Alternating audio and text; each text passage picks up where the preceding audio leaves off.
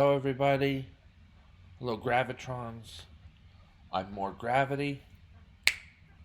Let's play chess.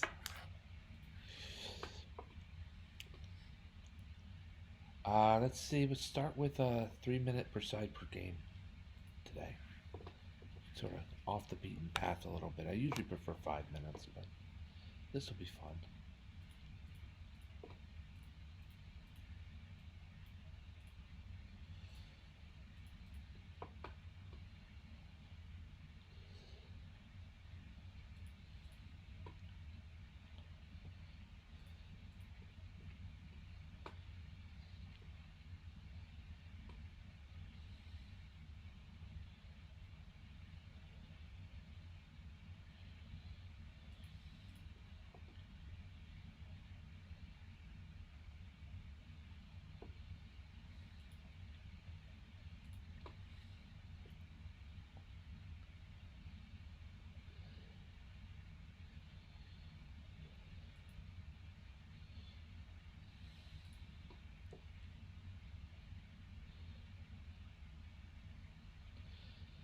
Okay, Jordan. That was not good.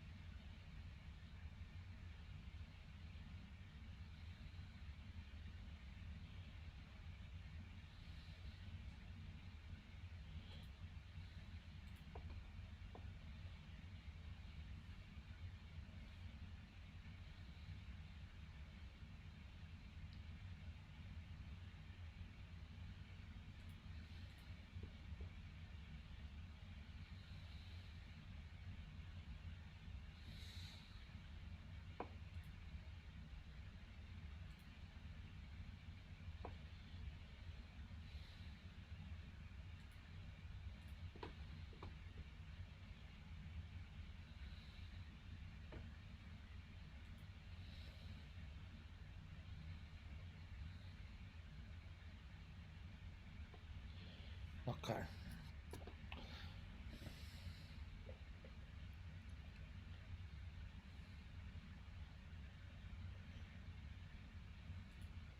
Should I review and then complete, or complete and then review? Probably complete and then review.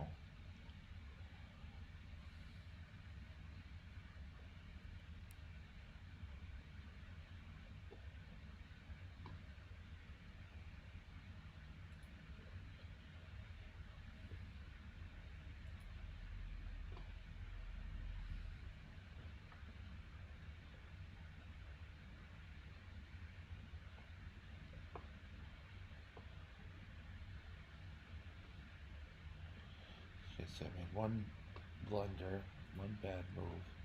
These things happen at gaming 3 minutes per side per move. Let's try to limit them, George. And I received black fighting early for the center.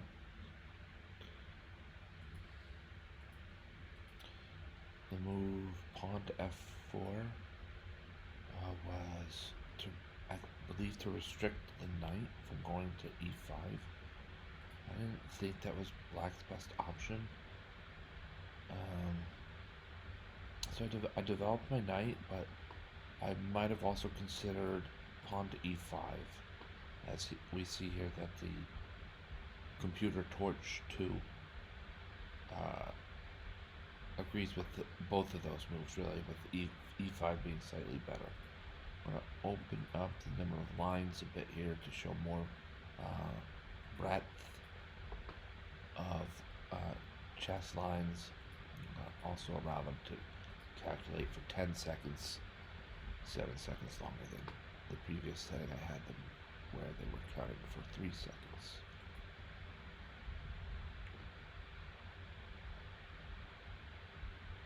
Knight to f6 is just a developing move.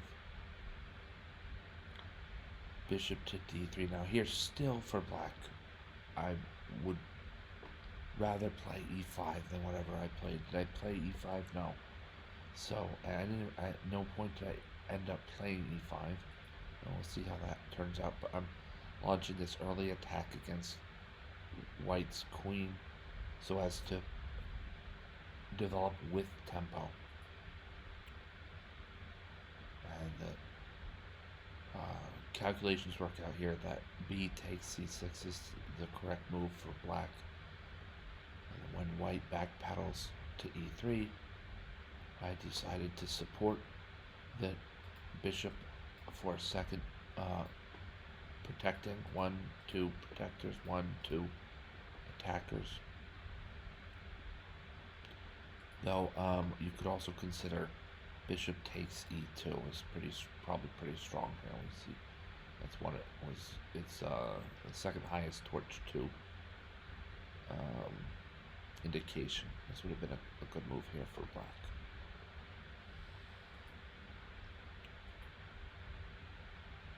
So black's king is castled. The pawn on e3 is almost weak. Just means that it's a backward pawn. It's protected by white's dark squared bishop, and that's it. So we would think about attacking this pawn, especially since certain dark squared diagonal liking pieces could capture that pawn with check against white's king. So that makes it sort of like added amount of reward or consideration or something. Pawn to e6. Yeah, pawn to e6 just leaves my bishop overpowered, right? White can pick up a full piece on g4. Something about the visual nature of it, I played pawn to e6 and I noticed that the bishop was gonna, that I'm gonna lose a piece on g4. And I thought, this is actually one of those blunders that in a quick time span like this, there's a visual block to making the move bishop takes g4. And it's interesting that my opponent, made that true, added evidence to that idea. Knight to c3.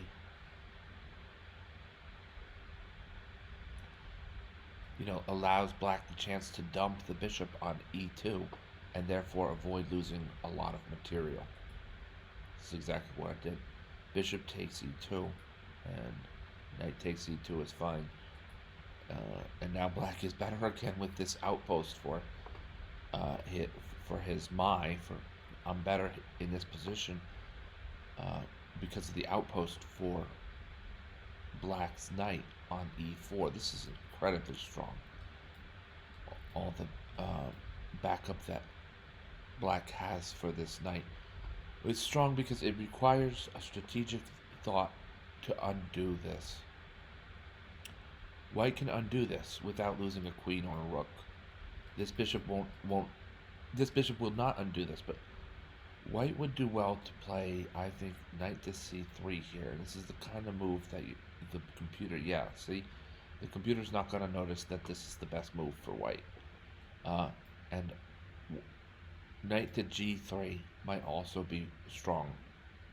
Probably not as strong. I'd rather have him on c3. The idea is this knight is just going to stay here for the rest of the game, parked in white's camp.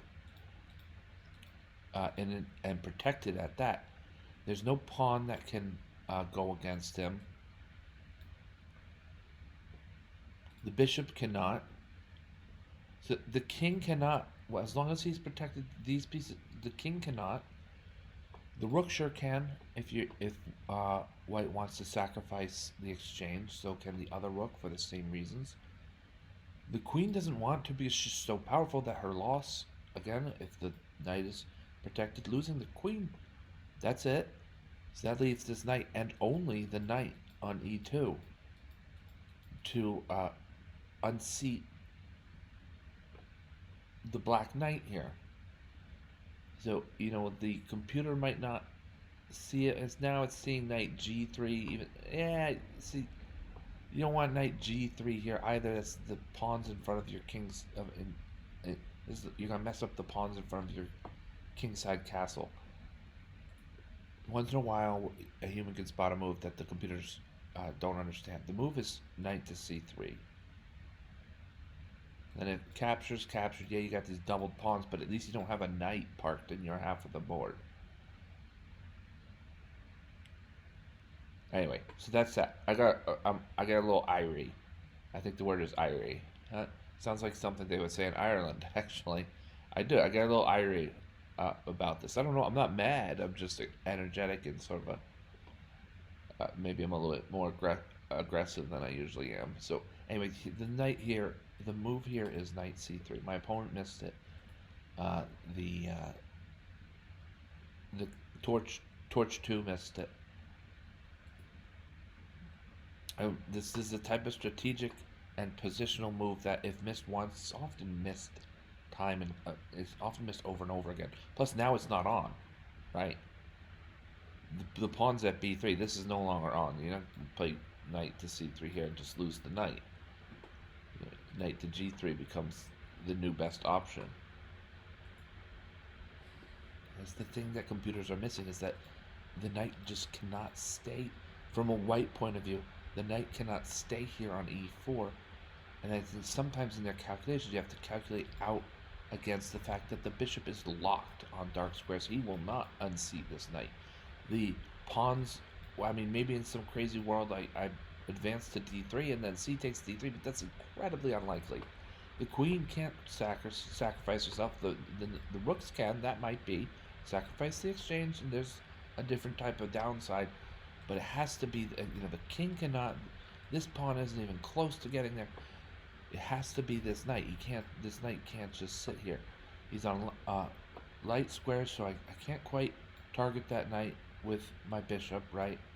But I'll just leave this knight here until further notice, really. If I can gain solid material, then that. If I'm challenged directly on that square, then, well, my opponent found the move. And so here I played bishop f6. Knight goes. I really could be just capturing this knight and win on positional grounds based on the outpost, but I noticed that I actually have forced win of material, so that's even better. So let's explain this. The knight to d4 is a blunder because of the move c5 and only c5.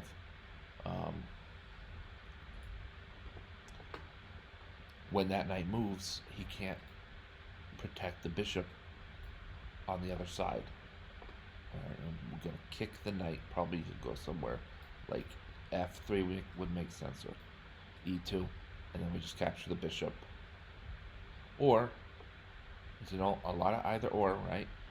Or the knight stays there, I capture with the c pawn. Either way, I'm up a piece, or yeah, either way, I'm up a full piece at the end of the deal. So he he chose to have the c pawn capture his knight.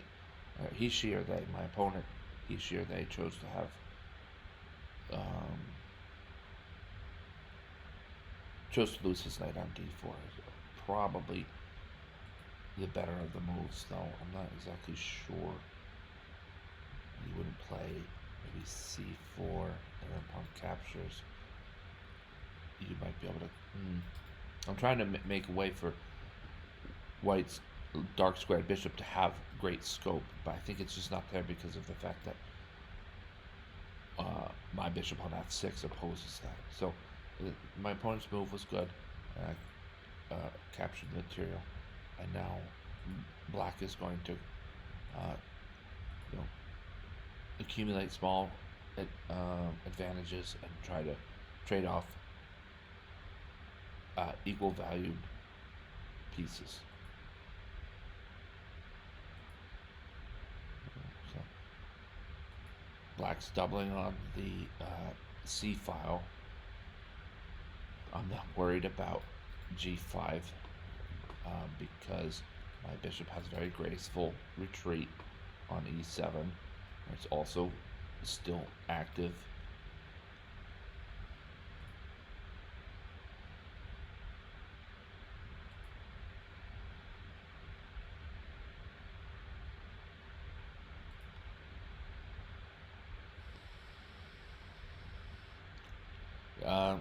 King g2.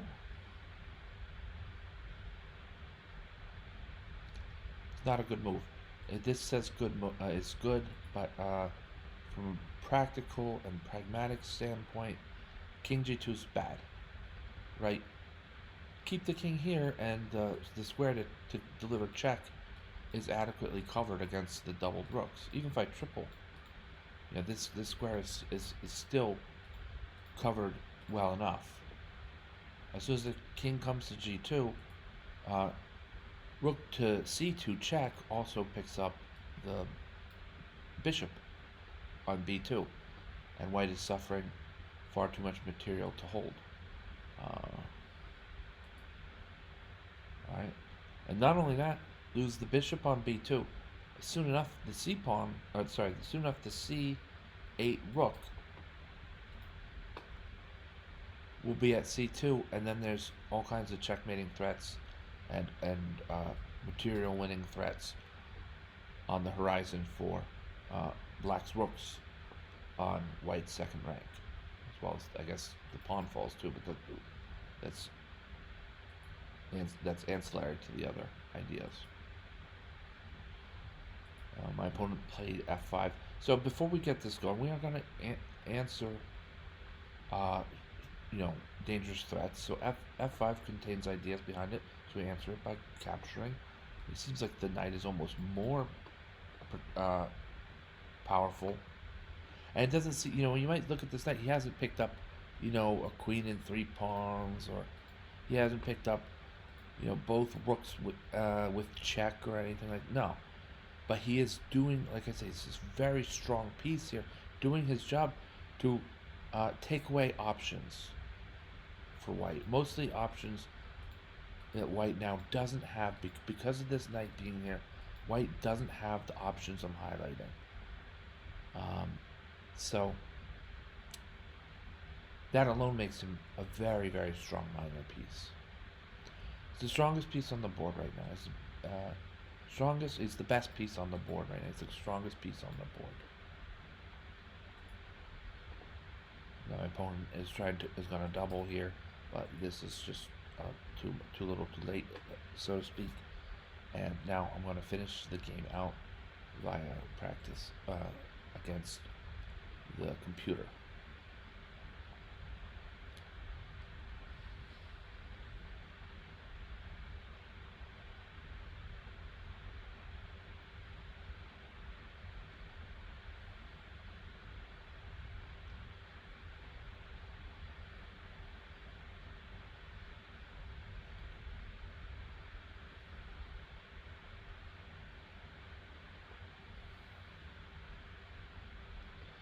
Well,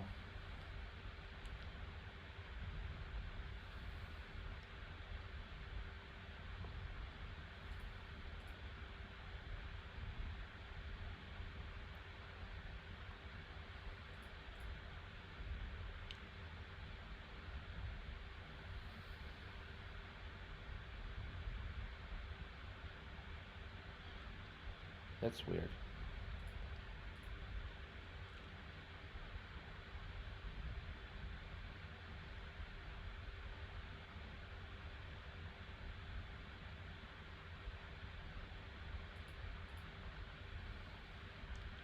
Let's go back. I don't know why the computer's doing that, but let's go back.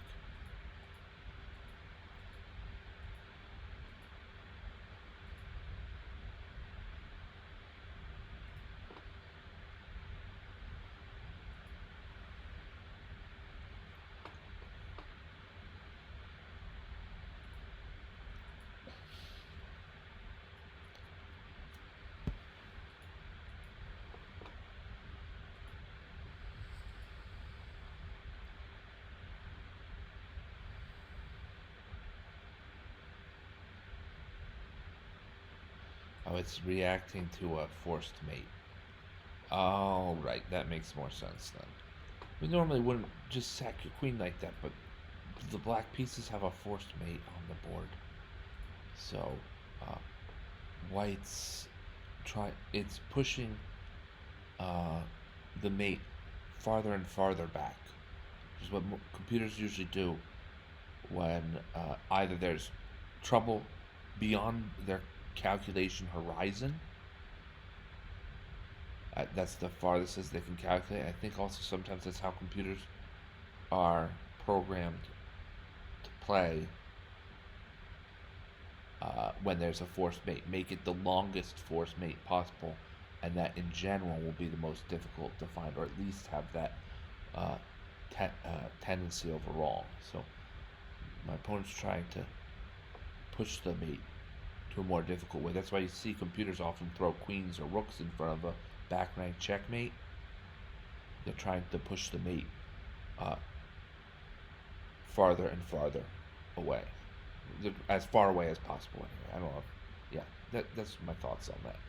Sorry if I wasn't all that accurate, but we're just gonna capture the rook anyway, and we have to be sure that the king has some space to move.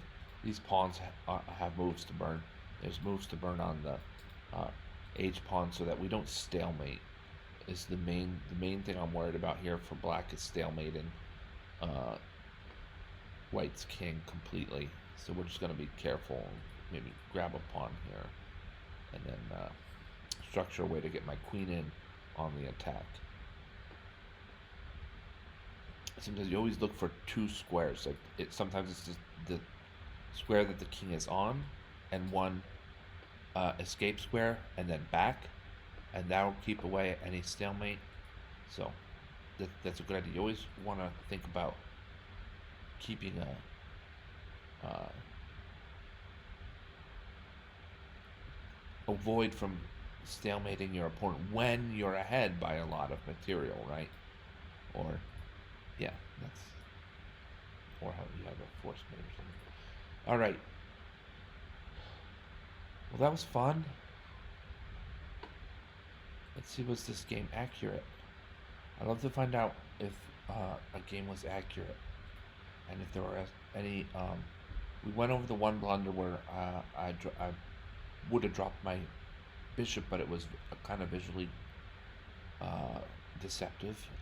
I don't know how to describe why that was visually deceptive, but you just had this feeling making it that uh, the capture might have been more elusive than most captures. I don't know.